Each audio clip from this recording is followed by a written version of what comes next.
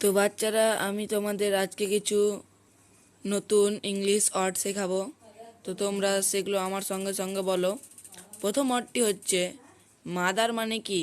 আমরা সবাই জানি মাদার মানে মা, ঠিক আছে?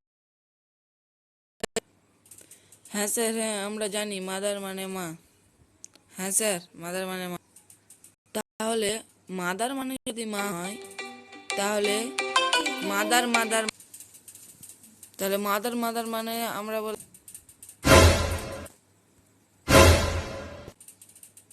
তারপরে তোমাদের আমি আরেকটা ওয়ার্ড বলতে চাই, সেটি হচ্ছে টি মানে কি? টি মানে, স্যার টি মানে হচ্ছে চা। গুড। টি মানে যদি চা হয়, তাহলে টিটি মানে টিটি মানে হচ্ছে চাচা। আর নো মানে কি? স্যার নো মানে হচ্ছে না।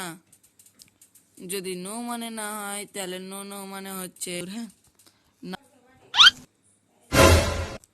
তো আজকের জন্য এই পর্যন্তই। তা আবার কালকে তোমাদের আমি ক্লাস করবো, তো আজকে আমি আসছি।